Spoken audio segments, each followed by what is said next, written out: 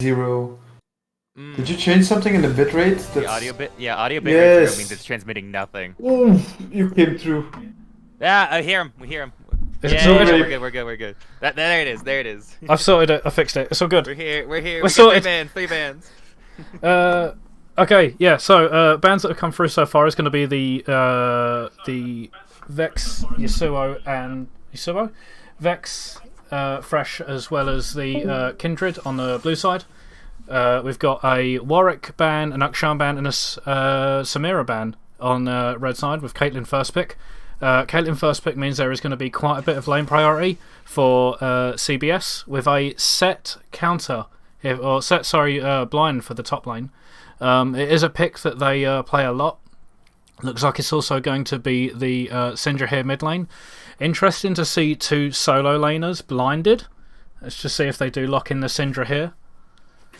Yeah, it is going to be the Syndra. Syndra on their team, as well as the set's just, that's his one trick, it looks like, as well. So they just want to get their comfort out of the way instead of being forced something awkward. Bit weird of them to pick it so early, though, because it just leads themselves to, like, really, really huge counter picks as well. I guess they're taking sort of, like, comfort, and they're just confident enough in the matchup. I would have liked to see their bot lane come out, because we've already seen the Caitlyn picked up. Just so they can sort of like play a good matchup and then hide their solo lanes for later, but I guess they didn't want to get any bans in the way. It's really setting up blue side for just 3 counter pick lanes, and it's going to be really rough to deal with, but if their comfort, pulls out on top, they might be fine. Yeah. I mean, comfort above all else when you go into going into a lot of games. We are going to see the Udyr picked up here for CBS as well. Very, very, very strong pick in the jungle right now. It will just roll over pretty much everything. Seraphine here to round out on the blue side. Incredibly strong lane to have the Seraphine and Caitlyn lane. It pretty much wins against everything. Ooh. Just gonna change the audio a little bit, so hopefully everything's all good now. And we are going to see the Sivir to round out the first phase of picks for placeholder. It does get a bit dominated in the lane, but later on for the team fights it has a lot more utility and a lot more usefulness. It's more of a scaling pick. We are going to see the Yone ban come through as the first ban on the second rotation, probably just to take away one of the counter picks out of mid or top, because it can be flexed into both. Just gives the Syndra a little bit more safety, as well as the Sivir, because Yone can be incredibly difficult to deal with. Yeah, and as well as they want to kind of be avoiding dive right now because they're going to be pushed under a lot early game, but their wave clear does help them keep things out of turret, which could help, shut out down Caitlyn's siege late game and mid game, where she's going to be trying to hit all those turrets as fast as she can and end out the game. Yeah, absolutely. We are going to see a Morgana ban against the Caitlyn Seraphine. It's a pick that I'm not too keen on. Said as much in the last series as well.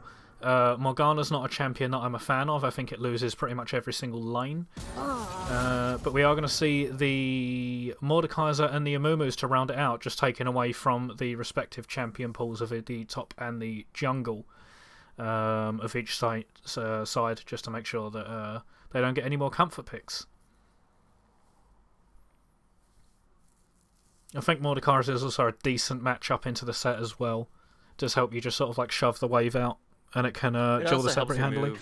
The front line that they currently have, as well as, now that they pick Sejuani, it kind of shows that, Sejuani kind of gets removed from a fight, and she's such a strong front line to keep them off their back line. But with Mordekaiser out, she's safe to stay there because nothing can remove her from the game. Yeah, Sejuani is also just a great engage tool because it's something they're lacking so far. They do have a decent amount of CC, however they are going to need those engage tools to be able to pick the fights. It looks like we might see a Lux mid into the Syndra. It's an incredibly safe lane. I don't think we're really going to be seeing any kills unless junglers get involved. We're seeing last pick support for red side, though, so hopefully they pull off something that really rounds out the comp and helps them, deal with all this poke that they're going to be dealing with, with Lux, Seraphine, and Caitlyn hitting you with so much damage from so far away. One stray root can just delete anyone from your team. We might actually be seeing the Jax here as well, which would give them split push threat. It doesn't work too well with the comp, but the idea might be so they can just sort of like siege as 4 against a turret and keep everyone at range, try and keep the engage at bay while Jax just does his thing on the side lane. It definitely helps that they've been able to draft so many counters that they can kind of get away with something a bit more aggressive in each lane instead of having to find just that one way to go as a full mold. Yeah, it'd be interesting to see what we hear for the see here for the support is going to be the Braum. Not too keen on it. Braum will get bullied, or the Braum Sivir together will get bullied a lot in this lane. And there's not too much hard engaged. It's not like the composition of CBS is going to be running into placeholder. It does take a lot of value away from the Braum when people aren't just running into him, because it means he can't really get many autos off, just to sort of like stack that passive up. I don't think there's going to be a lot of utility with the pick, but we'll see how it works out, because Braum can always be an incredibly strong pick when he starts getting that passive rolling.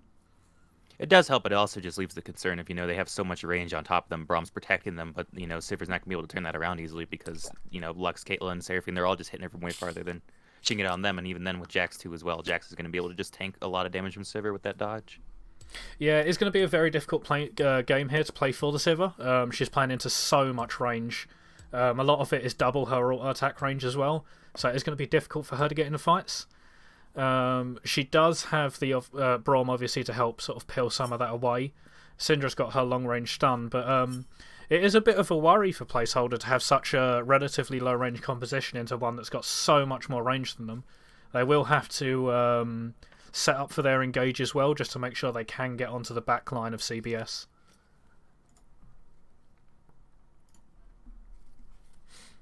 Yeah, well, we'll see how this plays out. We've got 2 minutes 30 seconds on our delay, but I definitely feel like the early laning is going to come out a lot. There's going to be a lot of prio on blue side, and just see how much they can capitalize on that. Because the game does get late enough, Syndra and Sivir can kind of mow through some people. Syndra's burst can help delete out Caitlyn and any of the support mage enchanters that they have on their team. And Sivir as well will just start making waves that just can't get them under, because Udyr and Jax do have some decent dive, but if it gets to the point where just waves keep staying out, Sivir can kind of turn the game around in her favor, but they're going to have to get to a pretty late state in the game for that to happen. Yeah, for sure. The thing that I'm going to be looking out for here for CBS is if they're going to leverage their early game strengths, especially with the Lux Caitlyn bot lane. Sorry, it's Seraphine mid. With the Lux Caitlyn bot lane, they have like a massive damage and range advantage. I think what we are going to see is a huge lead sort of like in the bot lane, and they're going to need to translate that into having control of the bot side of the map, translate it into dragons, get in plates, and try and snowball their lead from there. Because once you do that, the amount of zone control that Caitlyn Lux actually gives you around the map can set you up for objectives really well. Yeah, and it also just can come down to, we're dealing with teams that, there's a lot of things that can go wrong, a lot of things that can go right, and it might just come down to, maybe securing that set early, given the comfort picks might just play out, because they might just be better at their character, and that's all that they need. Yeah, that's what a lot of games will end up coming down to, is just who knows their champion better and who knows what, or sort of like what limits to test, where they can and can't find engages, and yeah, it'd be interesting to see, especially with like all of the engage that comes from like Sejuani set as well. That's going to be potentially really dangerous for a Caitlyn Lux and Seraphine backline, because there's not really too much peel unless they self-peel for themselves. Yeah, if you see Udyr or Jax, they get picked off in a bad engage, that does leave their backline very open.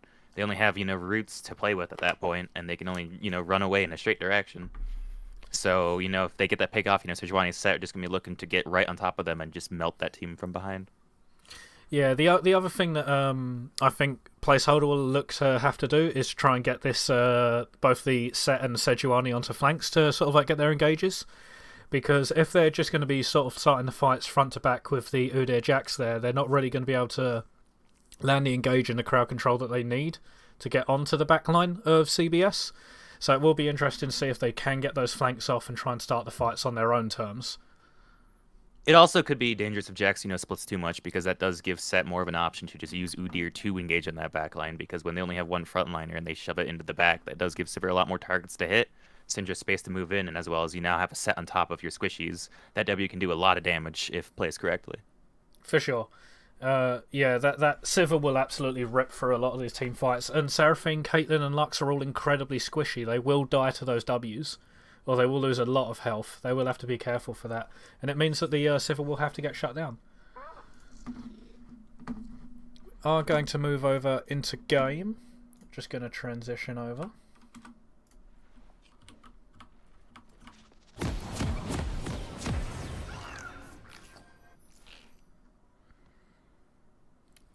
Hoping everything looks alright. Just so we sync up the times. What time are you on right now? I'm at 25 seconds. I'm just at 22 right now. I'll rewind a couple. 25, 26. It's looking like 5 points from both teams. Or 5 point for red side, 4 point for blue. Yeah, we are just seeing sort of like the standard defensive lines that we have seen from a lot of the teams. It seems like a pretty standard thing, just having the teams do this sort of like 5 point defensive start. We haven't seen many invades or level 1s really at all throughout the tournament. I don't recall seeing any at the very least. Yeah, not too many early engaging champions I've seen on a lot of the teams as well, so that might be a factor that's going for it. But definitely this game, like, you know, invading a Brahm's one of the riskiest things you can ever do. That passive will do a lot of work level 1. But as well, like, you do have, you know, Lux and Caitlyn range to play with level 1 as well. It's really hard to deal with that on the other side. Well, that is a Sivir that should probably have backed, but it looks like they're just going to go into lane with the health disadvantage, which is actually going to be quite costly, especially against a lane with so much poke. Yeah, every bit of health counts, because you want to not have to be forced to back as early as you can, because you will be forced at some point into a Caitlyn Lux. I am enjoying the choices coming out here for the Braum, though, having the the Guardian just getting procced there, actually, on the wave. Some more poke. Also getting a lot of early damage out from Caitlyn here. You know, they're harassing them on the buff, getting a little more health on top of that, which is even worse for red side bot lane. I do wonder if Placeholder are going to think that the Udyr is starting on the top side rather than just the bot side, as they currently are. Just because they went up there and poked them on the blue buff. It might be interesting. You know, it really hides where Udyr's pathing, and it could be anyone's game. And it just depends on, you know, is red side worried about that? Are they expecting Udyr to, you know, show up bot in 330, or are they going to come top anyway? Like, you'll see in 99% of your solo queue games, especially at this rank. Yeah, there's also just like the poke that's now going to come out from the Lux Caitlyn, especially with all that health advantage that I've gained, is just going to be absolutely massive. This lane really is brutal. And I think what you'll also see from this is just how difficult it is for Braum and Sivir to be able to actually play this lane, especially because you don't have much range at all, if any. Yeah, they're forced very far back off the wave, but they did push, you know, that second wave a little too fast. It's going to get caught kind of awkwardly in front of turret. Not exactly where you want it to be on Caitlyn, but with the health advantage that they've gained, you know, it's not really that big of a deal for them. Yeah, I think what's also going to help is they know that they started on the bot side because they had vision of it, so they know that Sejuani's pathing top. They know there's no risk of a gank whatsoever. We did see, you know, two lanes on blue side did get, you know, their prio. CBS was able to, you know, push 2 lanes in. Not much to do off of Udyr padding top side. Oh, wow. Ooh, first kill off pick on the Braum. There's the Kate Lux under turret. You know, even though you've got that turret protecting you, you just get poked out of lane. And that health that was lost at the beginning does not help their case. Does not at all. This is going to be incredibly difficult for Sivir Braum to play. There's another trap that hits there as well. Just binding into trap, standard Kate Lux combo. There's a reason it keeps getting played. It's because it's unbelievably strong. There's a gank in the mid lane, however. Camera's going to keep us bot for a minute, though. Ooh, Sivir gets picked, and then we see the mid play. Ooh, turret picks up Sejuani. Seraphine getting a little bit of gold that she otherwise would not have gotten. Flash forced out on the Syndra by Udyr's gank. That's a good resource for Seraphine. A gank turned really well in her favor. Don't you love the directed camera sometimes? Ooh! That could have been very bad. At the very least, that is a flash out of the set. There is going to be a TP back from Jax, but that could be risky because the warder's just died in the river. You know, we've got Udyr position topside as well. If Set doesn't back off here, he could be in a dicey situation, but it looks like he's just going to take the recall. Be interesting to see if he TP's no, back. he's staying to fight. He's been baited by the top Udyr pathing up, curse. his W is building up, but does he have the damage to pick anyone out here? He's just trying to walk. W misses Jax, Jax hops behind it, and that's a pick for CBS. This looks like a bit of a snowball. The Jax has got rolling, there's 2 kills already on the Caitlyn, 10 farm up. They've also got a plate in the bot lane already as well. As well as, you know, Seraphine got that pick on Sejuani as well as flash it down Sinjin. There's no prio that can really be won anywhere right now for Placeholder. Yeah, the Sejuani's going to have to do a lot to try and bail Placeholder out of this early game.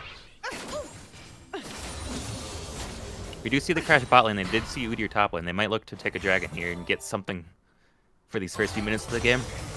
They do hold a lot of risk, though, because, you know, if Caitlyn and Lux figure out what they're doing, they'll be poked off that dragon.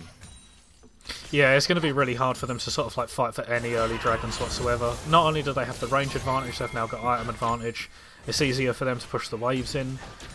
Generally, it's just going to be really, really, really difficult to placeholder just to play around the spot side. You can already see it here with Sivir getting zoned off. Once again, from draft below, you got to keep your solo lanes hidden as long as you can. You give up too much information on your comp, and you just give too many lanes that kind of be given up because you got 2 picks bot lane, you got jungle. All those roles just are a lot safer to pick off early. Yeah, it's always really valuable to sort of like hide your solo lanes till the end because there's so many safe bot lanes that you can pick right now that either go even or lose gracefully. It's a very, very safe pick just to hide everything else. Yeah, Lux zoning off Braum and Sivir from this wave as they should. They're losing little bits of XP here and there, and they're just kind of slowly growing that lead a little bit more and more. I would be interested to see how much XP they actually end up losing for getting zoned off here, because they have had to play quite far back from when the lane has started. So every little bit counts, especially when those early plays went wrong and they got those picks under turret. The only saving grace is going to be Dragon Gun down for you there as well. Yeah, pick up. Sejuani's looking to do something here, but their bot lane shoved in, so she just has to back off, even with Syndra's rotation. Yeah, there's no rotation that can be made there whatsoever from the bottom lane, just because they're getting shoved in so hard. And if they were to rotate, they'd either lose a tower plate or just lose multiple waves, loads of XP. They'd just go down even further than they currently are. It's just not a fun situation for Sejuani to be in because she likes to gank a lot, but it's just nothing to go for. Yeah, it's without having like any lanes that have got priority, you've got no option of a tower dive. The Udyr is always going to beat you in a skirmish. It's just a bit of a draft diffy in the bottom from sort of like game 1. Oh, we got the Braum Hugh going off on Caitlyn. We got Sejuani looking to move in position. They are looking up. They're trying to get out on them, but the Lux root lands, and that engage is going to start looking really, really bad. Jordan losing half her health. Jack's getting the engage on top lane on set. Does he get the solo dive? The E tries to catch him, but W's on cooldown. He cannot turn that fight. Looks like W was already used, he knew it, and then went in for it. Oh my god, that's a flash! Ooh, re-engaging on the bot lane, but now the other jungler has arrived, and Sejuani's on her Gromp. No one gets picked, but resources are down once again, and it's back in Caitlyn and Lux's favor. Clean Caitlyn mechanics as well there with the flash E-auto afterwards. A lot of damage went down, just didn't translate into a kill like they wanted. Yeah, Caitlyn damage does catch you off surprise, or catches you by surprise sometimes, because she's an ADC. They're damage over time characters, but her E into Q and then her headshot damage, it can delete a target in just a second. Yeah, one of the best ways to actually play Caitlyn in the late game is to just stack up your headshot damage, wait for your rapid fire cannon to come up, and just Gale Force auto someone. You can pretty much take them out of the next fight. They will either have to lifesteal or they'll base, depending on who you hit. You'll see a lot of Caitlyn's too, just, ult a random target just to get some extra damage on so that, they can't look for an engage, or they just, it's a character that doesn't have any sustain. If that damage doesn't go back, it just stays there the rest of the game until they back. Yeah. What we are seeing as well, just from this Caitlyn Lux lane, is literally double the CS lead on the AD carries. Bait has gone down, 2 kills over. There is going to be an absolutely massive gold differential. And it is going to translate into early dragons. It will translate into mid pressure when support starts roaming. Overall, it's just looking like a really, really difficult game, especially with a 3.5k gold lead already. Yeah, and with not even that many kills on the board, just that small lead just gets bigger and bigger, because how do you thin that gap when they just keep getting it more and more and you can't get anything back in your own? Braum looking to get an engage on Caitlyn while she's solo, but wasn't able to get anything. She was able to back off. He trades between Jax and Set, kind of going back and forth, even health and either or. But Jax is keeping Set off the wave. Yeah, this Set is totally zoned out. There's no W. It's going to force Flash out because there's no W left to save him. Yeah, it's really awkward just, when you get caught in those fights with Set, when your W's down, you just lose That's so much pressure that you have on the target. Braum picked out by the root, trying to protect his ADC, but definitely it's just not much you can do. That damage is just way too much to deal with, and, the shield might help alleviate some poke, but you're still taking that damage. I think what we've seen from this game already, as well as some of the other games that have been played in the tournament, is just how incredibly important it is to have this top lane priority. Yeah, the game Mike casted yesterday, we had seen, Caitlyn was picked, but there just was no focus on that lane. And she wasn't able to get much of a lead. And, Caitlyn behind is a lot weaker than a lot of other ADCs. Yeah. We did just see the attempt on the steal there by the Sejuani, but missed on the smite. Means that Udyr is going to pick it up. Could also translate into some more plates and even more of a lead for the Jax. Yeah, we see Jax and Udyr positioning top lane. They might be looking to use the objective they just secured to try to, take out Set's turn and open up the map for Jax as well. Set's just kind of, trying to pitch for the E, gets a hit, gets a, turret shot in Jax, but he shrugs off that damage like it's nothing. I think I would have liked to see the Udyr reset and then maybe place it bot lane. Just because I think there's more value in getting your Caitlyn ahead than there is the Jax ahead early. Just because you're going to sort of like siege on the mid lane turret. Jax isn't going to be able to let you do that, Caitlyn will. Yeah, you want to open bot and you want to get the rotation to mid. It's common that, you do want to get your split pusher, that extra gold lead, but it's definitely a Caitlyn-focused game. So, while it does help to get Jax a little bit, it definitely could be better used. This could be another kill, yep. Ooh, that W comes out, able to pick it, very low health, is killed by the turret. Sejuani picking up that kill. Yeah, Smite doing just that little bit of extra damage just to tick over the remaining turret hit. Ooh, Lux catches Braum with another root. He takes half his health. He's able to back out, but definitely, that's going to make him a lot more vulnerable for the next engage. Sivir ult also coming out. Lux flashing for the Q, and she walks into the Kate trap. That is a... Braum blocking the shot. Ooh, Lux gets the passive proc on her auto and is able to pick off that Sivir. Yeah, Ignite auto's enough there to finish from the Lux. This is just an absolute stomp so far. There was some ability canceling there, so I thought Sivir was going to die a little earlier, but she did live a little longer than anticipated, but she still got picked off by such an impressive lane. Yeah, it's also going to look to be more turrets going down as well for the Caitlyn. This gold lead is going to be absolutely massive. Yeah, no, Braum trying to catch some XP there as well, but he just picked out a turret. He has to go back home, but Lux is not going to let him back, which is going to leave Sivir even more uncomfortable. Yeah, what I would like to see from the Braum here is if on his next reset is just to leave bot lane alone, because even if he's in the lane, I don't think there's going to be much value in having there, and just go mid and try and get a kill mid. You've got a Syndra stun and you can set it up with the Braum passive. You've got Syndra ult, which does far too much damage, and just try and get something elsewhere on the map. Yeah, really just playing bot. I mean, Sivir's going to be collecting the waves either way, and just sitting there with them. You're getting XP with her, but you're not really getting anything done when you really want to be influencing the game as much Syndra's as you isolated, can. she will have to flash that. There's no one there to help her either. Just trying to clear vision in the river. Syndra forced to flash as well. Just resources are never in the favor of placeholder here. And Jax continues to zone Zed off the wave. That's a big W, but now the R to pull him towards the turret. But even then, Jax just he gets his auto resets. It's just death. Just death. You'll see that with Bork. It is such a strong power spike on Jax.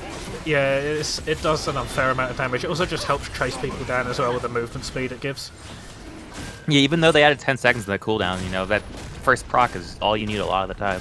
It looks like it might also just be a turret. There's no one there to answer it. That's going to be first turret of the game and a huge lead for this Jax. This Jax is going to be completely unstoppable. And on the other side of the map, they get a dragon as well. They are winning across the board.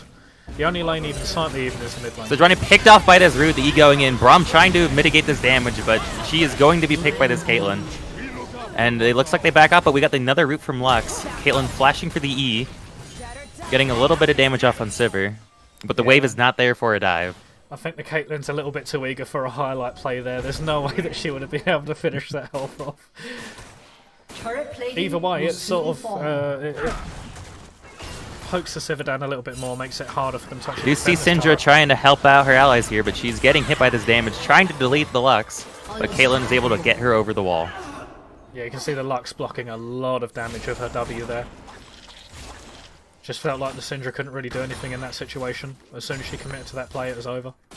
It's quite a defeating situation when, the support's doing more damage than your mid laner in terms of the burst category.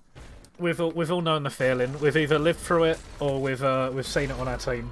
And either way, it's incredibly demoralizing. Even more so with, how the Lux is building right now. She's building more of a Enchanter-focused item set instead of full Luden's damage. But we do see that pick once again on Sivir with the root and Lux ult kicking her out once again. This turret should fall here. Small mistake there as well with the Braum flashing to get away. Ends up actually costing the Sivir their life. Didn't block the Caitlyn auto attack that came through. Now he's going to be turret. Sivir's not there to clear the wave. Hopefully we should see a rotation to mid lane with Caitlyn now. They might want to get this turret off, open up more of the map for their team, and be able to take full control of these objectives the rest of the game. Yeah, you can see the... but we do see Seraphine running mid as well, so unless they're planning to siege it as a team, we are seeing, full rotation towards mid lane. Udyr getting this full ult, all that burn damage just melting through Syndra. The team's walking over to help her, but she is already picked by that point, and Udyr is able to get out just fine. You can see as well that Jax has got a freeze in the top lane right now. They've frozen it, not any sort of like quite close to their turret. Thank you, Director Camera, you knew it. And yeah, you're just seeing that Set has nothing that he can possibly do on the map. He can't walk up to that wave or he'll die or have to burn his flash. He's really just good totally timing. zoned off of XP. It's really good timing for Jackson Priest too, because nothing's to fight for in the map right now besides the mid turret. So there's no reason to be pushing in these waves and giving them more XP when there's nothing to fight for with that pressure from the wave. Yeah, exactly. It's just a smart play with the lane that I've got. And again, we saw what was mentioned earlier, the Caitlyn just going into the mid lane and just getting his turret down. That's a lot. And even of though damage. Sejuani has all this tank and engage, she has nothing to use it with. There's no damage to follow her up. She's just taken half her health just from Caitlyn autos alone. Yeah, I think for placeholder, this is a case of like either try and hold out or just start talking about what you want to go with in the next game. It's going to be another binding. Yeah, there's the Lux root over the wall, half their health going down. And we can see placeholder just grouping wherever they can, trying to get those numbers advantages, but it's just they're zoned out by everything. They can't go anywhere, the vision's just everywhere. Their team just knows when they're coming and is able to get out safely.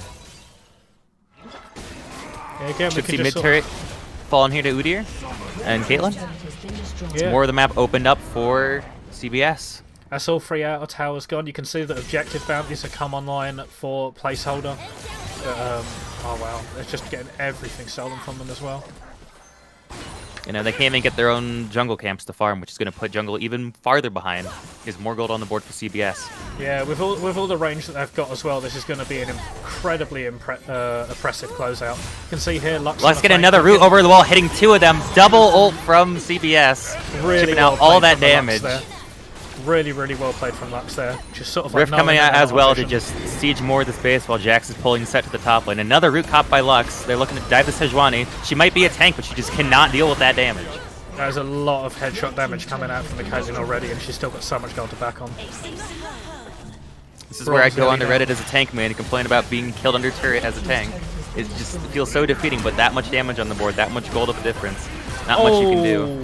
Ooh, Udyr with the unstoppable on the Set ult, just denying him any, fight with that ult, trying to pull him out of position. 17-23, middle inhibitor goes down. Red team's turret has been destroyed. 14, Dude, taking that mid hit 13k might be a gold. little too early, though, because they don't have any way to fully end out the game yet. They are very far ahead, but that does give Sivir a lane to kind of freely farm for a while. It does, but at the same time, there's so much range on this CBS composition that they might be able to just close out the game while they've got the mid pressure, because there needs to be someone there to answer it, and if it's a Sivir answering it, she can't clear the waves on the other side lanes. Yeah, as long as they start grouping the side lanes, they can abuse This the could be a pressure kill, well. though. But if not, ooh, that's a pickoff. Getting Lux finally, a shutdown going towards placeholder. They finally found something to take, and they're trying to fight this Caitlyn even more. Caitlyn looking to get some damage on that Syndra, but can't reach her anymore. Syndra playing just far enough back. Ooh, Udyr getting picked out, and Caitlyn getting picked out as well. We have Jax also being held by Set top lane. That's a lot of gold back towards the placeholder. You don't want to be seeing those resources going back towards that team, because that is giving them something to fight for. And that is a whole 1,000 gold going straight into the Sivir's pocket as well. The best member you could possibly have it on. Because she is the member that is going to be stalling out this game. Jack's just walking by and totally And even though ignoring Seraphine's trying to stall this dragon, they also do get this dragon most likely, and they should be able to get a bounty from that as well. So that will give a lot more gold to the team. They are still down 10k at the moment, but that does help thin that gap a little more than it used to be. Yeah, it is a pretty large influx of gold, and it'll definitely feel good. Even if you are in a position like that, making teams sort of like sweat for a little bit is always that. Ooh, Seraphine will get that damage. It is still secure, but Braum does die to the burn. Looks like that might And the have other been two from have to flee Scorch. for their life. Sivir ult used to get out as well. Yeah, it looks like the Scorch picked up the Udyr, not the Udyr, sorry, the Braum. Yeah, runes do make a difference at times. You might not always notice Scorch when you're playing, but when you check those numbers after the game, you can see a lot of damage. Gonna be honest, I did something very silly, which was try Kane top for a few games with Scorch, just try and get the passive early. It is terrible. My public service announcement is like, Kane top, just don't try it. Kane top does feel really good, and if you get matchups like Scion, you definitely can just farm that R. You can just dodge his Q with your Q, and it just kind of lets you get a bunch of stacks really quickly. Gonna be honest, I was up against a top Karma that went tank, so I ended up blue form, and I went like 1 and 10. No, you fought a Karma. You don't get to play the game. It didn't feel fun. It didn't feel like a game of League of Legends. It's you just scale and fight her later on when you're more useful. I don't think I was ever useful. We do see, maps just kind of slow. Looks like they're positioning for a Baron. We've got Seraphine on the bot side. Baron's Just already being teleport started. up. It's a 20-minute Baron. They're hitting it. Yeah, and they've got you know, placeholders got their jungle bot side, so there's just no pressure on this Baron. It is freely taken for Caitlyn as she autos it over the wall, really showing that range advantage that that character has. I don't think they even realised it was going on. There was no pings towards it. No one even made the effort, unless they called to just give it. But yeah, there was no reaction whatsoever. There's possibly a pick on set here if Udyr can go around, but Vision being out. Nothing want to be done with that Baron, not even looking to check if they're doing it, but definitely just hands it over free. But even then, like if they tried to fight it, it was very risky for them to go for. Especially with Seraphine pressuring the bot lane, you know, she had TP up, she could just rotate that fight. This is going to be an incredibly oppressive siege, not just because of the gold lead, but look at the range advantage they've got on the top side here. The only way they're ever going to be able to get in is just by Sejuani throwing an ult out, and Udyr should be there to tank it. Set flashes onto the Caitlyn, trying to do that W comes out, but is not aimed correctly. Set falls here. No damage really falling onto CBS. A valiant attempt to try to make something happen, but just nothing's able to be taken off that. And Baron's going to be pushing in both top and mid lane. Pick on Sejuani with the roots, all the abilities coming out. She is a tank, but again, she falls all to that burst. Jack's diving Sivir here at the bot lane. God. Flashes out. Syndra trying to pop him out with the ult. He barely lives. Ignite coming out. 1,000 shielding from Seraphine. Braum dying to the burn. This does look like the end of the game. Seraphine flashing for ult. Syndra getting out. But not much to do. 22 minutes, 21 and 4. A 15k gold lead. Not much to do. This is just the Caitlyn bot lane just got what they needed. Jax got ahead. Almost every lane won, and you just saw the game get stomped out. That is a painful loss if you are placeholder. That is a very painful loss to go through. It's yeah, especially in a best of series, it's incredibly demoralising to lose in such a faction. But we'll see what they pull out next game. I think the biggest mistake they had there was just drafting lanes that had absolutely no priority. You know, definitely, even though, you know, Set's the comfort pick and you want to get your, you know, top laner, their best character, you definitely want to make sure that you don't show your hand too early. We are just going to go with a small break, so I will see you all in a bit.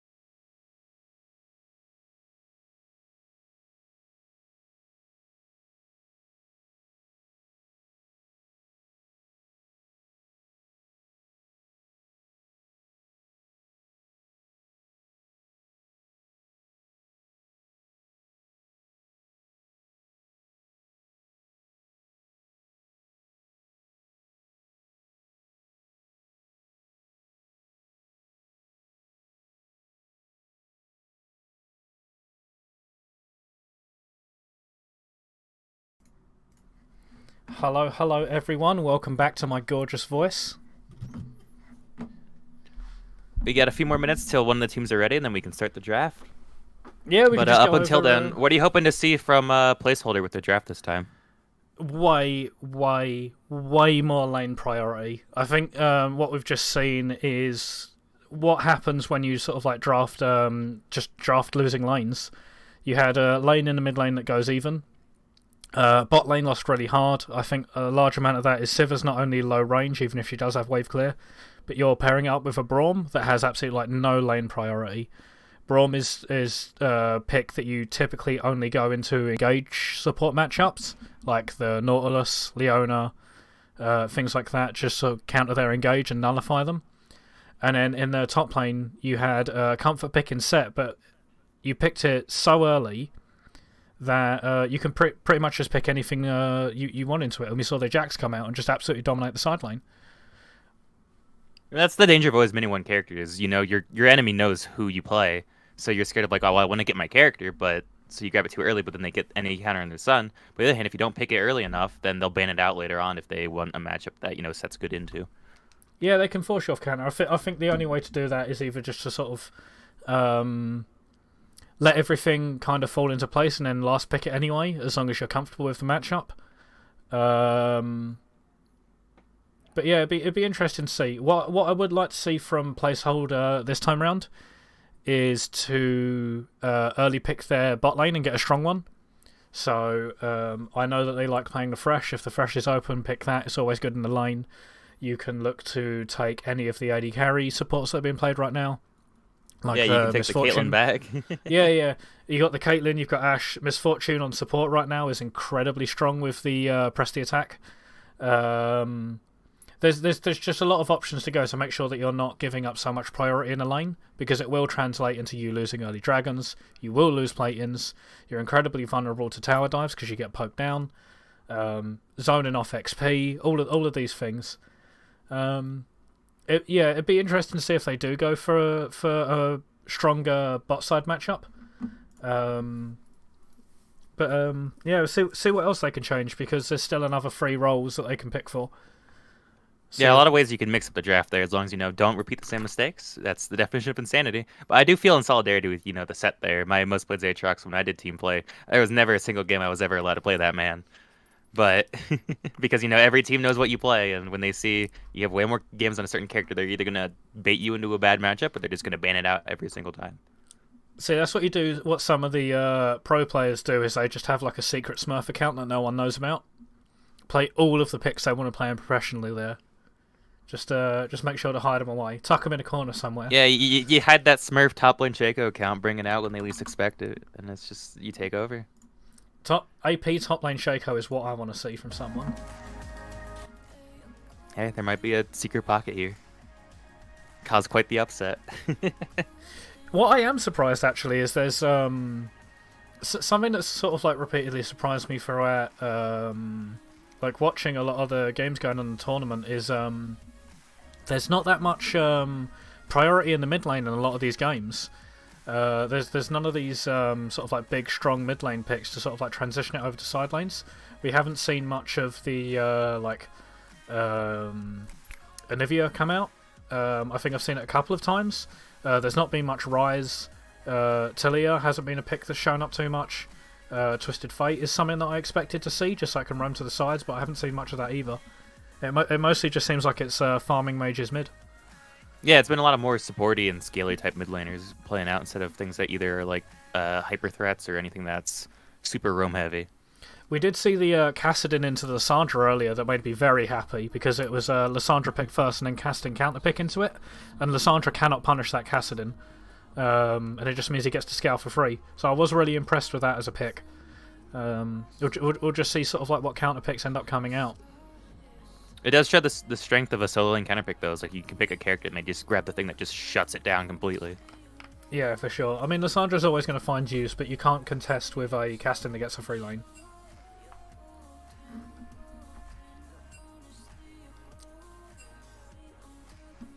It looks like Looks the like players both might teams be are ready. ready.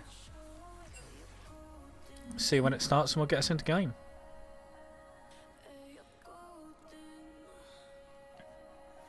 Now this might all come down to draft once again. We'll see if, placeholder's able to get a more favorable draft, or if it's just going to fall in CBS's hand once again and they're going to get 3 winning lanes. I would very much like to see some bans taken away, either from the bot lane priority, so banning away that Caitlyn, banning away that Lux. We are going to see a Warwick ban come out straight away. It seems like that might be comfort for the jungle of CBS. But again, like mentioned earlier, fresh ban taken straight away. I think it's the champion that I've got the most comfort on, so I think they're just not going to risk anything and just ban it. It's definitely banning more for player than for comp, which is definitely, it can be a trap, because on one hand, you're getting a really solid pick for that person. On the other hand, if they have an identity like they did with the Caitlyn Lux, that just strategy might be better than going for, what you play best. Yeah, for sure. I am surprised to see that there's been no adaptation in the bans. It looks like they're just running it back.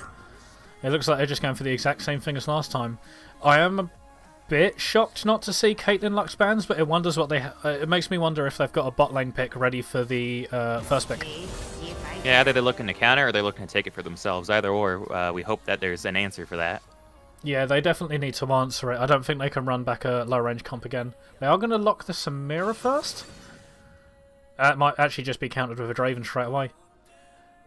I think Samira is always a very risky first pick. She's one of the more counterable bot laners in the compositions right now, because she's very all-in, and you can find things that can either match her on that or just keep her out. I would like to see either a Draven or a Caitlyn picked up right here. Just anything that can absolutely bully this lane. Let's see if CBS lock this one in. I would be very excited to see a Draven. Yep, there it is. There's the Draven answer. Straight into the Samira. This is going to be, again, a very painful lane. Especially with the Nautilus. Draven Nautilus just shuts down Samira. She cannot move, and Nautilus CC, anything but his hook just gets right through there. And Samira will be knocked up, she will be rooted, and she will be bursted by this Draven. See, if CBS now playing this lane correctly, they can zone them off level 1 again from XP and gold. It'll just be another snowball in the bot lane. It seems like they're sacking the priority to try and see if they can get it anywhere else. But, yeah, Seraphine's going to end up getting locked in here for the mid lane again, I expect. I don't think it will go into the bot lane. I'm just going to yoink that music out there. We'll see what actually ends up getting. CBS does have R5 as well, so they will get, a free pick for a counter pick in either mid or top lane as well. But it does look like we have mid and support now both chosen. My burning hatred for Morgana in lane has come through again. Admittedly, it is a better pick into Nautilus, but again, you're giving up all of the lane priority over to the Draven Nautilus with this Morgana pick, because you still just lose to level 1. You can't walk up to the minion wave. It definitely sets up Samir better for the late game, but again, like the early laning, that's giving up a lot of prio, so that, Draven Nautilus will have free reign, and if, jungle plays bot side, there won't be too much Samir Morgana can do.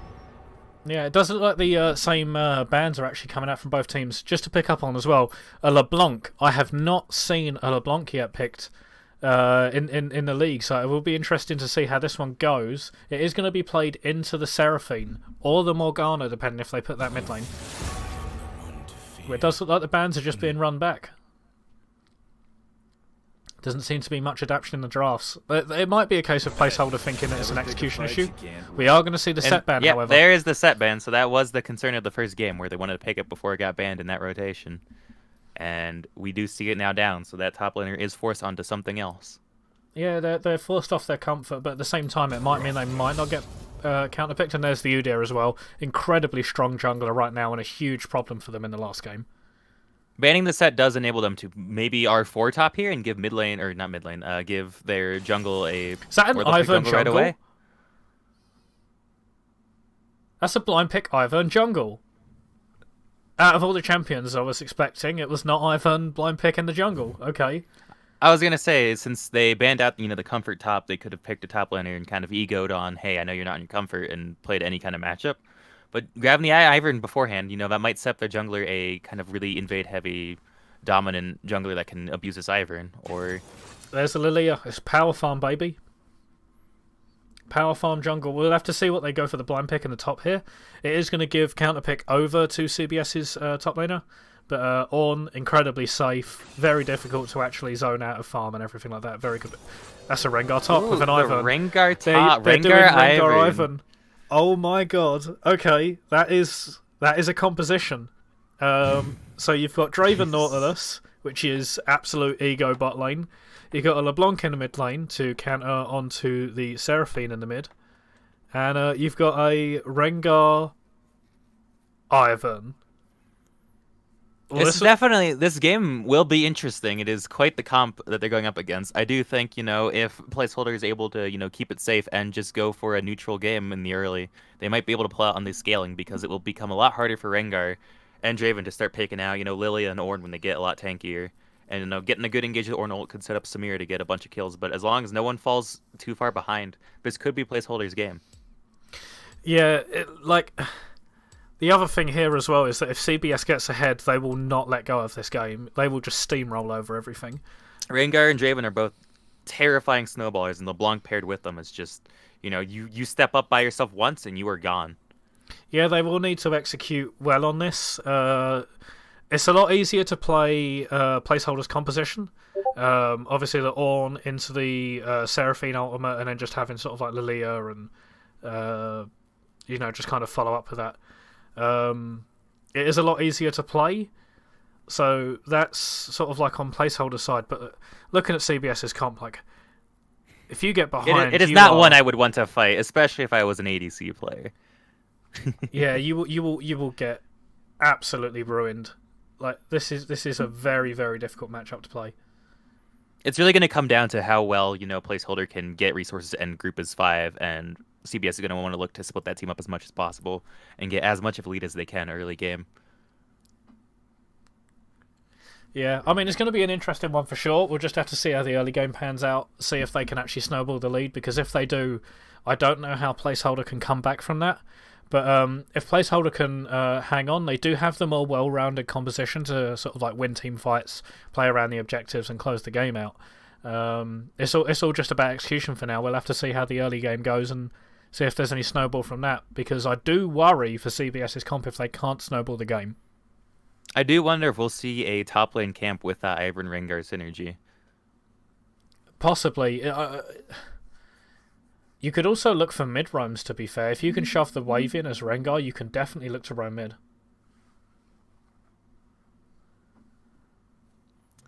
This game could be played out many ways by both sides, but it definitely will be a more shaken up comp than what we've been seeing before. I will say that one thing that does sort of like worry me for the Seraphine mid lane. Oh no, wait, that's a Samira mid. It's Seraphine Morgana bot with a Samira mid. I've just realised who's got it locked. It's their mid laner. Unless they're swapping, unless they're changing lanes. But Samira mid into LeBlanc is... I don't know how that one would play out. In my mind, I imagine LeBlanc still wins that. But yeah, we'll see how that one plays out as well. I mean, Samira can catch her if she takes a bad dash in, and she can kind of get a lot of damage off when she goes for the return. On the other hand, it is, an assassin into an ADC. There's just a lot of bullying that will happen after the first few levels when she gets her abilities to play with. I'm also being told that it is quite possibly a Rengar Ivan bot. Meaning that the Draven would be top lane and the Nautilus... We were analyzing this draft all wrong. It is even more insane than we thought before. We'll see how it goes into the game. I'd be incredibly surprised if it was, but there's a lot of draft mind games going on here in terms of where people are going. Yeah, all the analysis kind of goes out the window if they've absolutely swapped everything up. We'll see what happens. Yeah, no, if that's what it is, ignore everything we said in the last 3 minutes. Oh my god. It is. It's Draven top. It is. It's Draven top, Nautilus jungle, LeBlanc mid, Rengar AD carry, Ivan support. I'm going to be honest, this does actually make it look a lot more in Placeholder's favor because of where they're going. Yeah, that's a bit of an ego, I think. But if the ego works in their favor, you got bragging rights for what you pulled off here. I mean, yeah. We'll have to see if this works out, but wow. That is a team composition. That is certainly also wait, Ornn hasn't bought items. I'm pretty sure that's not just a bug. I'm pretty sure Ornn hasn't bought items. 30 seconds until They haven't. Maybe saving his money for a early, warden. Oh! Oh, the missed flash by LeBlanc. She's going to get caught for that. That is a pickup for the Ornn. And since he didn't buy anything, he can buy a full Bramble Vest if he wants to right off the bat. It was the strategy. It's just They knew it was coming. They had the download on LeBlanc. They knew they would get that pick and hand it right over to Ornn. Please tell me that's a... No, wait, they just went normal items. minions have spawned. They're wondering what to buy, and it's a ruby crystal. I would have loved to see a bramble, actually. That would have been hilarious. Isaac, can you change the scenes, please? Whoops, yeah, so you must easy. change your scene. Oh, we Because I missed had that it on the invade. studio. No! Okay, there it is. Hey, rewind the invade while everyone's getting the lane. Reshare that. Ah! Time controls, there you are. We'll go back to the invade here. Yeah, okay. There we are, we'll have it on direct to camera. Get rid of the time control again. Get rid of that. There we are. Yeah, I'll just show over the invade while everyone's just sort of setting up for their first camp. This is actually sort of like what happened here. Just the LeBlanc face palming it into the wall. She goes in, sees the first one, tries to flash, messes it up, and gets picked off. Can also see here that the Ornn hadn't bought item, so the Bramble Vest start was actually a possibility, which would have been absolutely hilarious. It does look like he opted, just to get a ruby crystal and a door and shield after doing that. Let's just If we sort skip all back that to out. where we are. There we go. But not a bad start, as door and shield will help you with the Draven poke, and you'll also just have more health to deal with the ruby crystal. We But are yeah, seeing- Rengar Ivern lane looking pretty normal. Rengar just jumping on whenever he can, getting the farm otherwise. We are also seeing... Oh my god, that is a big trade onto LeBlanc there as well. Yeah, we are seeing the Rengar take quite a bit of damage early on, but they do still have that potion there to heal them up, and they will be shielded from the Ivern. This is going to be a very painful lane for this Ornn, though. They are not going to be able to hit the minions. No, he's most definitely going to be shoved in all game. Draven's never going to stop pushing because, he wants his stacks on his Q. But on the other hand, Ornn can't really fight him. This is a kill. That's a kill. Well, yeah, that's Exhaust and Ignite going on to Rengar. Will he be able to, walk out, get his skull up? He jumps back in, tries to get that last pick to trade his life, but is going in favor of Placeholder. Ooh, The ego picks Airy. do not be looking good. Summon Airy picking off the Morgana there, leaving Seraphine to farm and a support down and the Rengar down. I also just realised the Rengar died with barrier up. They could have lived there. Big trade onto Samira there, just blocking the electrocute. This is a top gank though. I do think the Rengar should, the Draven should be able to run out. There's the flash. We get the knockup up on Ornn. The flash comes out. This is a kill. Draven does get damage. Draven might be able to turn this. He ignites. Lilia is forced to flash. She will barely live, but she is very low, and there's not much they can do to engage on this Draven here. Draven has no mana. He could just walk up and just kill her now. On. This could be a counter kill. That is a kill onto a Draven. A couple stacks gone out. That's another. Ornn does back out, Res- and that is another. Oh, 1 HP. Oh, wow. Ornn barely lives. Yeah, that was incredibly low single digit. The Nautilus has roamed up here though. The Nautilus could actually finish this off. Yep, this could be a dive if they get Wave Under in time. Ornn is not looking to back, so this could Yep, be... that is it. There goes the root and the W, and that is a pick on the We're also Nautilus. seeing the LeBlanc coming down here looking for a kill. Director camera's not doing it, so I'm going to do it manually. They're just going to walk out. There's just no way to follow up. It is just zoning them off of the XP over here, look. And it just means Yeah, that, no, Wave is kind of held for Ivern Rengar, but it does look like it will start pushing out sometime soon. It will, but either way, they're losing experience, they're losing gold. It's just really painful. The Morgana's still level 2. Samira is a level up on the LeBlanc, getting some damage traded. Alright, Electrocute does proc, but Samira is a little bit up for that trade, and we do see Nautilus try to get that pick, but she's over the wall, and that hook does not reach over. Really well played there with the combo. You can see the power of it coming out. Yeah, but Lilia is here to answer, and will they get any kind of picks here, or will they just back out? Could The be a late kill games onto are the a lot Ivern, less he's got no scary mana. early without the 6. And Ivern is low mana as well. Well, sure is entertaining. Well, yep, see, that is the LeBlanc Smear matchup, is whenever that dash is going to go for it, LeBlanc is just going to instantly, blink back from it, and that's, Smear's engage for the next We could definitely 20 see a seconds mid lane on gank cooldown. here. Samira's W is still down. Has to dodge, doesn't dodge it. That's a kill. That's going to be a lot of damage. That's a pick. Ignite coming out, Electrocute, and the chain. See, that is the vulnerability of playing these ADCs in the solo lane, is you are a lot more vulnerable to ganks than you otherwise would be. Your self-peel is quite limited, and, Samira wants to use her W both for damage and for peel, and you can't use it for both. Yeah, wow. Really good sort of like kill there onto the Samira, just punishing the fact that W was down and she was a bit too much in the lane. Hadn't warded on the side correctly. She ends up losing a lot of XP for it too that Lilia has to catch for her. I will say we're seeing... oh wait. Go ahead. That's a kill. That's another one.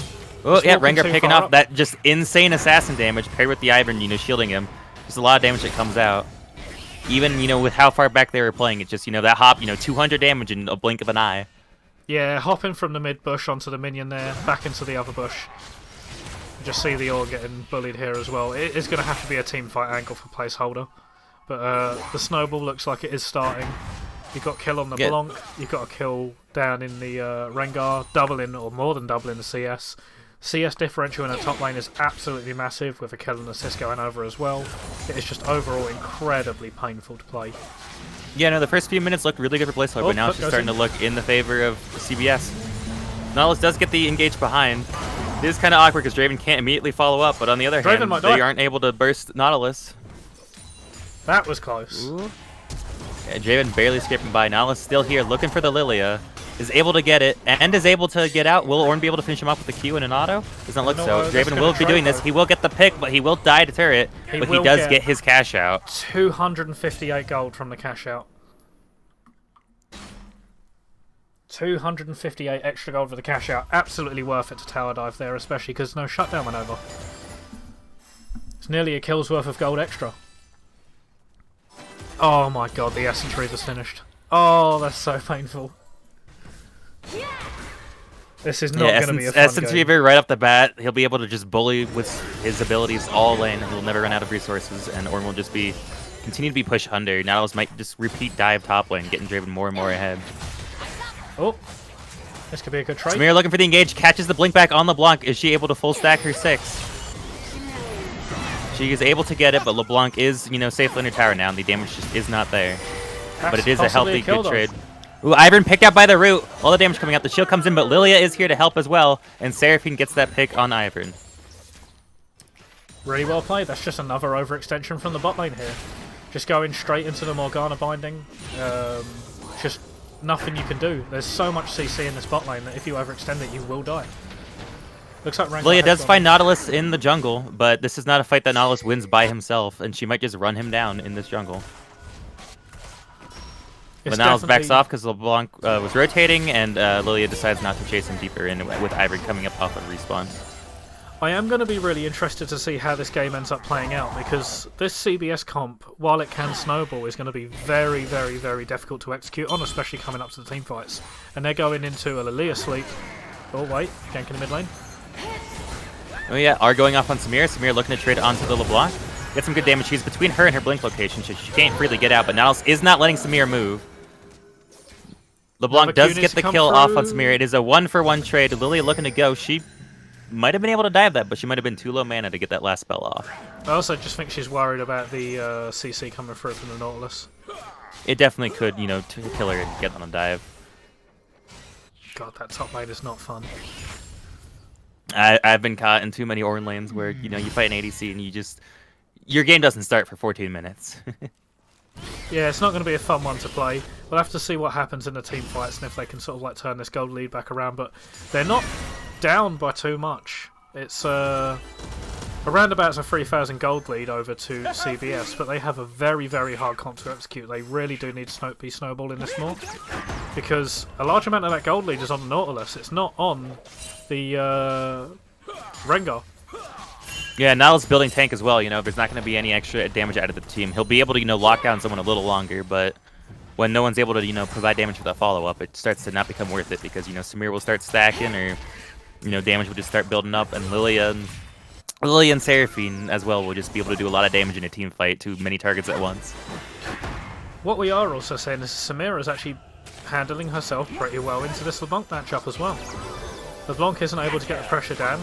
The only thing that's really sort of gone down is... Oh wait, Rengar ult coming in. Earl coming in, Daisy coming out. Morgana is exhausted. She cannot move that quickly, but she is able to make it to turret. There was also a flash in the top lane there from Draven with the Ornn coming out.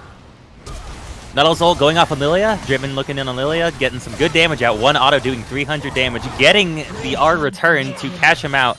and getting a double kill on the Draven as he pushes back into turret to secure some more plates. Yeah, this game's getting a little bit out of hand. That's nearly a 5,000 gold lead by 11 minutes. That is going to be very, very, very difficult to play around. And especially when it comes... Oh, wait. This could be a huge mistake from the Samira here. Ooh, the root coming out for the LeBlanc. Nautilus, rooting again on the Samira, getting that damage off. She's able to flash out, but she is down health, and LeBlanc will be able to get pushed in and either get a free reset or prio for this dragon. Yeah, big mistake there going in with the E, especially when she didn't have vision of where the enemy jungler was. You also have your top lane and your jungler have just gone back to base. We do see Lilia fighting Nautilus over these Raptors, but LeBlanc is there and mid is reset, so she might have to give this up if they can test her on it. But it looks like they will give it to her, and Nautilus will be walking towards bot lane to secure his Gromp. I think Lilia's just checked over the wall with her E just to see if Dragon's going down. They can just back away from it. Ward gets dropped by LeBlanc just to make sure that placeholder don't also just start on the Dragon. I do think placeholder might be able to, force these objective fights though, because, while they are starting to snowball, they are, single target picks. And if they're kind of clumped up, it'll be a lot harder for, Rengar and LeBlanc to perform anything into this team. This could be a kill here though. Ooh, that's 2 ults going off the Rengar. We see the cleanse. The shield's coming out from Ivern to pull back. Lilia shows up. That is a stun going up. That is Lilia ult going as well. Ivern does die here, but Rengar should be able to make it out alive. Rengar ult has been dropped. They might look to go on the Seraphine here. It looks like they might just back away. Yeah, Rengar's fishing out, but Seraphine is not playing his game and is fully backed off. Goes in on the Morgana, gets rooted, the damage goes out, and Morgana lives. But Nautilus is here in the bot lane as well. He might be looking to try to grab a pick. Lilia eats the hook. Ooh, really the art well comes out on played by Morgana. Nautilus. Black shield just runs out. Nautilus looking both to pick up Seraphine as well. But Lilia will kind of start running him down, but that mana is low. Draven Axe is trying to snipe Seraphine, but Seraphine's staying just out of range. That's the turret with first going turret down falling well. top lane. I don't think they can 2v1 this. I think Draven wins that, especially with the... Ornal also missing on the Draven. Draven will just auto, 3 times and the Samira falls. You do not want to be missing that CC because, while Draven is this far ahead, if you can just burst him with Samira damage in, 3 seconds, he does just die. He is an ADC after all. That's 5 kills, all of the turret plates, and first turret goal going over solo. This CS lead and this gold lead is absolutely massive in the top lane. We definitely know who's going to be carrying this one.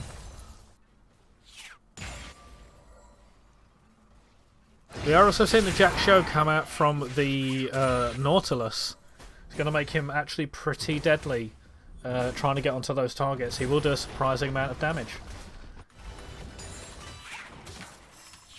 Turret plating will fall soon. We are also seeing the mid lane just sort of like trying to get pushed in by the LeBlanc there. It will just freeze near the Samira's tower. She'll now roam down, sort of like try and contest for the vision and the picks in and around the dragon area. Does look like there might be threat on the Samira here with the LeBlanc going in. Chain lands. Yeah, the chains will go out. Ivern follows with the Q. That is going to be a lot of damage, but she might not be picked here just because, she's at the angle. Nautilus can't reach her. Seraphine also getting root off on Rengar and backing out before he's able to hop back from the bush. Very a lot of close CC hook coming on out, but Morgana nothing's there. able to be picked out. Very, very, very close hook on the Morgana there with the black shield going down.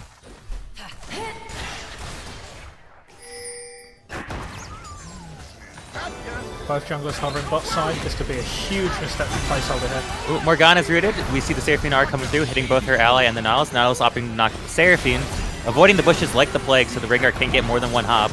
Rengar rooted once again, but he is healing a lot, but Lilia will start, burning through this health. She's starting to get hit a lot by Rengar. She's picked off. Nautilus, doing plenty of damage with his tank build still, but it is traded 2 for 2 with the support and jungler living on each side respectively. Yeah, I don't know if it's a bit of an ego play, but I'm not a big fan of this Rengar. Rengar here in the bot lane. It does have a huge CS lead though, but I definitely think like Caitlyn Morgana, sorry, not Caitlyn Morgana, Caitlyn Ashe, something like that would have given you a bigger lead, especially in terms of getting the platings as well. We'll see how it works. Yeah, we saw how out. they were abused the pressure, but now they can get these kills, but they can't get meaningful pressure to secure anything. And it took 15 minutes just to secure this first dragon. Even though they were winning lane, they just were not able to find the time to be able to do anything, just because the pressure that Morgana and Seraphine can exert over Rengar Ivern is just a lot more with a lot less gold. We do, however, see the Rift Herald is actually here on the Draven. It looks like he might try and get another plate here in the top side. Samira is here though. Yeah, we do see the Ornn Samir again going again. Maybe Ornn will land his R this time and they'll be able to burst out Draven and maybe get his shutdown transfer to Samira and getting some gold back on the plate for placeholder. Draven does still have flash. The Leah's up here as well. They're just covering the lane because they know who's overextended, but I think they're afraid to commit to the play. Yeah, no, one CC ability that misses and, Draven just kills them all, so they do have to be very careful about it. Samir did have to collect her mid wave. The Rift Herald does come out, but Lilia is here. The Draven looking to go lethal on her. One auto does Wow. 1/4 her HP. Just deletes her before the sleep comes out. Samira is here. The R is coming out on Ornn. The knockup will come out. We'll see Samira follow up. The W will block some damage. She does get the shutdown. That is a massive amount of gold going over to the Draven. Samira Going over getting, to pick up Samira, that much sorry. gold will be really good for team fight, and that will start forcing them to, focus her in a team fight. Because she does become a much larger damage threat. Seraphine are whiffing the Rengar, only hitting Daisy. And we see that pick on Morgana as well. LeBlanc being engaged in Samira. Lands a chain, it roots. Nautilus there to follow up. The W comes out a little too early. He's able to get a free Q. She tries to dash out. And she flashes, and it looks like she shall live. Yeah, a bit of an early double, but W was able to get away with the flash there. Just not blocking the Nautilus hook. A little bit of mind games going on with the Nautilus hook being held until the W went down. Could be a dive on the It's bot a lane, scary though. thing with a lot of scary things with Qs and hooks in general is just, the longer they hold them, the more anxiety you get for the person trying to dodge it because they'll start sidestepping and they'll try to avoid it. We just see some poke off Nautilus as he gives up on the invade, and Lilia's in the area, Morgana just coming back to lane. It is always incredibly fun to just sort of like hold your hook or hold your main CC and just have someone sidestep in front of you and you just run them down because they're too busy trying to dodge. Always good to play the mind games, especially when you've got a high impact ability like a Nautilus hook. You always hit your blitz Qs if you start with your E. Exactly. Well, unless you mean. I mean, I've missed a still target before. It happens. Knockups, they look like they're in a weird spot. You never know where they are, right? Happens all the time. Right, guys? Right? It's not just me. Stop blaming me. I'm trying my best. We do see 3 grouped up on the Draven here top lane, as well as 3 grouped on the bot lane as well. Ooh. This is just going to be another kill on Oh, Morgana. there's I the don't think Rengar she'll be engage able on to do it. Morgana. She does not have a stopwatch to use her R to, stun Rengar there, and Seraphine tries to chip some damage in, but it's nothing to contribute. Just going to turn this bomb to be a little bit helpful. This Draven continues to be incredibly oppressive, especially with the Blanc hovering around the top side. There's just no one here to bail this one out. Draven's just free farming nearly at 10 CS a minute, 6 kills, 2 assists. He's already got 2.5 items. And the Ornn's just still sitting on components. And it looks like this turret will end up going down soon enough. Bot lane turret has just dropped to the Rengar, was able to get the solo We do goal see down. Nautilus and LeBlanc collapsing Samir once again. The R comes out immediately. The knock goes in. A lot of damage off from LeBlanc. The chain as well. The root is there. Now LeBlanc's backed off. Samir can't find that pick on her and is killed by Nautilus once again. Game's not as snowbally as the last one. I think it's because the champions are a bit harder to siege and execute on, but this gold lead is absolutely massive. It's 11,000. It's going to be You a see kill on Lilia the getting the Vodka. sleep off on LeBlanc. She does fall. Flash gets Nautilus wasted is walking as well. out. We just see Nautilus in a lot of these fights, either being the last one alive, picking off the last person, or just having to walk out. Yeah, this Nautilus is absolutely unkillable. Also, the really thing playing is on, oh, I don't have allies anymore, so my job's done. watching him be unkillable and walk around with the Nautilus animation as well is absolutely fantastic because that is one of the best walking animations in the game. I love it. He's got places to be. He's taking a nice jog. We do see wards being cleared off in the bot jungle that were secured by CBS, and placeholders looking to regain some ground while this drag's starting to come up. Yeah, 30 seconds till the dragon. They want to set up for it. They do have the teleport on Ornn, so Ornn can shove a wave out and TP down, and it means that the Draven won't be there unless he wants to just throw his ult out. But, It will be a very late Soul if Soul ever comes into play this game, because the first drag was secured at 15 minutes, so this next one's coming up in about 21 minutes. Could be a bit ambitious from the Ivan here, though. Iron going kind of deep in, Lilia getting some good damage out. Exhaust comes in, Nautilus hooks the wall, Samir getting her full stack of her R. Gets the full cast, or not the full cast on Nautilus, but does get some meaningful damage. And the jungler is Really? picking another shutdown onto Samira. Really That is a big lot of shutdown. gold on a very strong carry. We'll look to see if LeBlanc can actually sort of like get any picks or damage off here, but I don't think she'll be able to, just getting zoned away with Q there. It does thin the gap on gold. We were looking at 11k before, and now it is 8k with the drag bounty also being secured and those personal bounties going into Samira. Not looking good for CBS, given those to such a strong carry. Yeah, it's again, I think it's that case of like their composition's harder to execute. It's harder for them to set up around objectives, harder for them to siege, and I think we kind of see it play out there, just being over-eager on a pick and losing out. Yeah, as well, just some poorly placed spells, you know, going in on Ivern's Q by himself, as well as Nautilus Hook just hitting the wall. Definitely misplays you don't want to be having in those tight fights with such a hard comp to pull off. You can see the Ivan as well, just not really having a good game. I know it's there just as a support character for the Rengar, but when you're snowballing like this, you don't want to be down 1-4. You should be the one with like 0 deaths. Yeah, definitely. From like the 3 kills that were able to be grabbed by placeholder the previous game, you know, having 13 to 18, while they're still ahead CBS as well this game, it's not looking as big of a lead as before, and with the team comp being how it is, you want to have just as big of a lead as the last game, if not larger.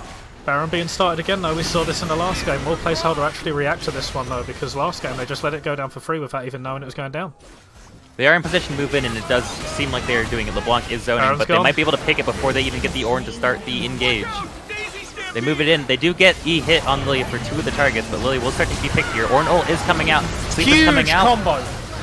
We get a lot of damage off, but a lot of the damage is picked. Samira does fall. Lilia falls. It is left to Seraphine and Ornn. They do not have the damage to fight this, and they are being ran down by this Rengar.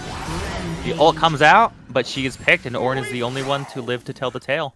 4-0 and Baron going over. That's going to inflate the gold lead even more, and it might just give them enough what they sort of like need to close this game out. Really well played wombo combo there from placeholder, but they just went too late. Yeah, a little too was late, and a already few down. people were straggled in that combo, so they weren't able to get full damage, and Samira was picked quite fast after the combo had started. Gonna see Inhibitor go down. That's going to be another point of pressure. They could just move Draven and sort of like the other champions into the bot side and just continue getting towers. I think what we will see here is a reset from CBS. They're just going to sort of reset back by clear out this bottom jungle. And then I'd expect to see them transition into pushing the bot lane, probably doing a 4-1. Have someone pressure in the mid lane like the Blanc that can get away easy, just buff up the Baron minions, get them sieging onto the Inhibitor, and use the rest of the champions just to siege on these bot lane turrets. While I say that, Draven's just going to take it solo. He's not waiting for anyone. He wants his gold, and he just wants to get richer and richer. Could have been a really big overstep here though if he can get caught. Flash Yeah, commit Nautilus by is Samira. lurking nearby, but the Black Shield will make it hard for Nautilus to do anything. Draven is able to live and get that cash out on Samira. Delete her, delete Morgana, and now Seraphine's all left. Even though, you know, Draven's that low, she just will not be able to put out the damage, and that is 3 picks with just those 2. Yeah, it's a massive, massive, massive lead for the Draven there. It's a well-played bait. He just dropped 2 axes. That hurt to see. It's okay, I can't pick up axes on Draven either. But yeah, again, it's like another 3 kills down. It looks like this will just be the bot lane turret. You can see Rengar shoving in the mid wave here. They still have Baron for a little while longer. I think this is just going to be a 3 inhibitor closeout right now. Only the Nexus turrets remaining with all Big like two inhibs about to be down. That might be 3. Lilia getting picked here, forced to sleep. That could be a Draven death. falls asleep but is out of turret. LeBlanc might die to turret, but Iron Shield comes in and blocks that entire shot. Ornn comes out. Draven's forced to flash. They try to secure these inhibs, and it looks like they're backing up. That is triple inhibitor taken down. That is a lot of pressure onto placeholder. Ivan going down at the back end there, but I feel like this game is very much a foregone conclusion. Baron's I know, as long down. as CPS waits for, you know, everyone to respawn, they just push They could back. actually Like just that lose a turret's Nexus dying to turret minions right here. It does look like it's going to live, but that's 3 inhibitors down. You can see the next wave of super minions coming down. There's going to be 6 crashing near the same time. Dragons coming up, so placeholder can't get back out on the map and contest that because they will just lose their base. I think the only saving grace here is that there's no teleports on the side of CBS, just for any backdoor threat or just to pressure whenever they try and contest something else. But either way, the game is going to be incredibly difficult to come back from. Nearly impossible. I don't even think CBS would be wanting to look for drags here. I mean, only 1 drag was secured on both sides. Soul's not really going to be a factor in this game. It's really just if they want to try to end now, if they want to wait for the Baron to just get one more push with all these inhibitors down. I think the best play here is just to close out as soon as possible because you've got such a ginormous gold lead. It's 16,000. It looks like they are going to ping and go back. Looks off like for they the do Baron. want the dragon. Yeah, dragon, sorry. It's just going to give more time and gold over to placeholder for now, but the gold lead is so massive and there's still supers coming in that it might just be a case of once they've got the dragon, they'll just push it and end the game. Red team has slain the dragon. You can see any vision outside of the base is just being cleared out here by the mid and jungle of CBS. Just sort of like slowly strangling them out. What I would like to see is them... Oh, wait, could be a pick. Yeah, Morgana being hit by less damage, she loses half her health. She is able to live, but that is just more damage taken by the team. It looks Should be able to like just reset the Nexus, but that is pressure gone off. Yeah, it looks like CBS are just waiting for their waves to crash in. You can see the top wave and mid wave are crashing around about the same time. They do have a bot wave here that's also crashing. So I feel like as soon as these super minions start getting near the turrets, this will be the closeout. Oh my god, that damage. With the hook going out on the Morgana, Black Shield was not up. She is able to be stalling her death with stopwatch. Damage going on both sides. Samir ult coming out. Samir is picked by the Draven. Draven just, every action does so much damage to each one of them, and the entire team is wiped. Catching Seraphine on the return. And that is a huge team wipe. Game out. Wow, what a stomp and a very, very interesting composition to come out as well. What a game. What a game.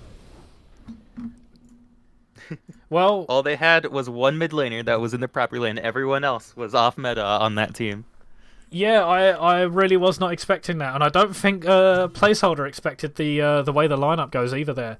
Just to have like Draven top into the Ornn expecting probably to go up against the Rengar top. There's not much else to say. Interesting composition, and it genuinely worked out.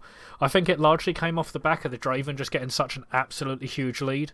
There were multiple sort of like kills given over early game, and he just sort of like snowballed out of control from there. Yeah, he ended that game with 19.5k, with the closest behind being, Nautilus, who had 11k. So a 8,000 gold lead over the second highest in the game, and over 10k over almost everyone except for mid lane on placeholder's side. So it's such a disgusting lead. He's up 3 items over everyone. It's just not much you can do about that much damage.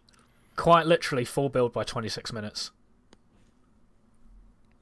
Full build. Draven is quite the moneymaker. It's 36,500 damage compared to the next highest in the game, which was actually the Samira, which was 13,000. So nearly tripling the second most damage in the game as well. That is an absolute snowball. Ginormous lead for the Draven to help close out. And not only that, but there's level 17. Yeah, he was in side lane all game, just getting his free XP and bullying out Ornn. So I mean, he was just free to get all the resources he needed. And anytime people went for ganks, something would go wrong, and he'd just get that pick. Yeah, it looks like we are going to have a double interview here. So we are just going to move over to the prep station and sort of like get words from two of the players. Yoink. Hoping that works. There we go. What a comp, lads! What a comp. It was in fact a composition. We cooked it up a while ago already. We were cooking. We were analyzing it the wrong way the entire time during pick. We thought, it was the Draven Nautilus bot lane to counter the Samira, which then they had mid lane. Yeah. And we thought it was the Rengar top with the Ivern jungle to camp the lane, but no, it was definitely none of that. I mean, it caught us off guard, so I'm assuming it also caught Placeholder off guard, and we had more information than what they did. Yeah, I mean, last time we went Ornn jungle, right? I mean, just as I'm really curious, sort of like, what was the thought process behind this, like game 2 pick and bans? Then, like, was it a plan from the get go that you'd just be swapping up the lanes and sort of like baiting them to thinking that you're in the in the different positions to actually what you took? So, I can talk a bit more about this since I'm usually the guy, I guess, quote unquote, directing drafts for the team. He's the only one paying attention. That too, yeah. But that's partially why I'm the one directing drafts usually.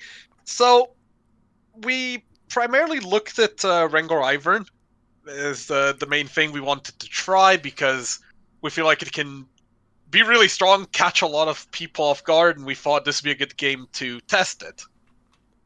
And, well, the test didn't go great from my perspective because I messed up a lot of combos, but that's a whole different topic. We built from there, largely looking at what else can we do. The Draven top was mostly an answer because we needed some ranged DPS, and Nautilus jungle was frontline, and our jungler, he likes playing just tanky champions for the front line. Like, he's played Orange Jungle so far, and now the Nautilus pick. And the mid lane pick was largely just, we want some more early game power since, when you're going Draven, Rengar, Ivern, you want your lanes to be strong early.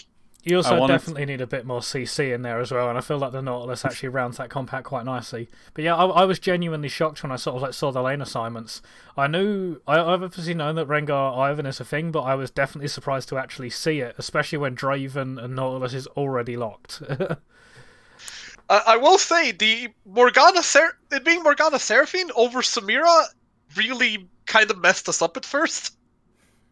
That's also we weren't expecting that either. We were expecting the Samira with, the Morgana bot and Seraphine mid. Yeah, it kind of caught us off guard first, because we were like, oh, this is really good for us. Samira short range has to, get close. And then Seraphine is very much the opposite of that. How'd you guys feel with, the early game pick? Orden got that first pick. He didn't even buy items yet, if you guys noticed that. He didn't buy any items and got that first blood, so he could have started with a full Bramble against that Draven, and, it could have been a lot harder for lane. As well as, just the early gold. I think there were like 3 picks that went to placeholder before you guys started taking over the game, which kind of looks kind of scary when you have that hard of a snowball comp. I mean, the thing is, right? Okay, the first one I'm not counting because I don't know what I was thinking at that point. It's a nice flash. Nice flash. Yeah. Yeah, we were laughing about that in the voice chat. Oh yeah, that was really fucking, really stupid. But after that, I mean, game kind of evened out. I mean, bot lane went not great, but we know that our players are probably good enough to bring it back. And we don't like him picking it, but our top laner can actually play Draven top. He definitely ran away with that game. The gap between the second richest player and him is just obscene. Yeah. We thought game 1 was like, okay, we'll try to take this serious. We'll see how it goes. And we kind of picked a comp that we usually play. And then game 2 was more like, how can we spice it up? How can we have more fun with it? Yeah, and test out some picks as well and see how things go. Because having the Rengar Ivern in the back, I guess, and the Draven top can be pretty scary to face for some teams. I mean, we did say on the cast straight away that it is basically an ego draft when we saw all the lane assignments. But it was. Yeah, full center. Full send the ego draft. I'm down for that. But yeah, it's largely just sort of like the Draven running away with the game with the absolutely free lane that they get into the Ornn. So I mean, it definitely works out. If your ego draft works out, then keep doing it. Yeah. It gives you quite the bragging rights, and your game's like, hey, we pulled off, what, you can't beat an Ivern? You can't beat an Ivern support? I wouldn't say they pulled it off. No, I mean, definitely didn't pull it off, I'll be honest. Practice more. Yeah, I'll just say it this way. It's a good thing the voice chat doesn't get recorded along with the game. Hey, you only got to brag about the results, not the mishaps that got you there. Yeah. It went perfect. Not a single mistake in that entire match. We'll pick it again. The second game was the longest game we've played so far, so that's something. And we also lost 2 Drakes this series, which was also something. And both times really our players slipping up, but we don't. I like how you say our players. It wasn't me. It was you, yeah, but yeah. Yeah, I've been called out for this. You probably noticed as well. I very much enjoy just roaming around the enemy jungle for warding and stuff. Yeah. To the chagrin of our AD carry and everyone else. It was very fun to watch Nautilus be in like these fights, and then everyone else would die. He'd like finish the last person, just kind of walk off, like, oh, everything's done here. Because he was left alive a lot of fights. He only died twice that game, but there were a lot of fights where like he'd be the LeBlanc, you'd be picked off. Or you'd be with anyone else. So, do you guys know your next matchup and how you feeling for that now, especially after this game? I think we play McDonald's Freedom Fighters. Maybe. But I'm not... wait, let me check the schedule. You are against ADD, I believe. Yeah, we're against ADD. I just checked. Okay. Yeah, ADD. So I would say we're still fairly confident about that. We try to enter every match with confidence, and well, you saw game 2. Yeah. If you can pull it off, then pull it off. But But And if we play seriously, you saw game 1. yeah, just keep the confidence up, keep going for it. As long as it doesn't backfire, then you're all good, and you can also sort of like you can get the mental advantage by making other teams definitely scared of you, especially when you've got picks like this that you can run away with. Yeah. Yeah, if you ever flash that Rengar again, they're gonna be thinking it's a bot the entire time. Or Ornn or Nautilus jungle. Keep them guessing, keep them on their toes. So those wildcard Big picks. Draven. Big Draven. They won't know where it is. But yeah, We've had that with Seraphine, but so far it's always been mid. Yeah, I'll congratulate you guys on the 2-0 win. Very entertaining one, especially for us casting. We had a lot of fun with it, and yeah, congratulations and good luck for next week. Thank you. Thank you a lot. guys. And we'll see you guys Yeah, well around. played, well played. Well played, man.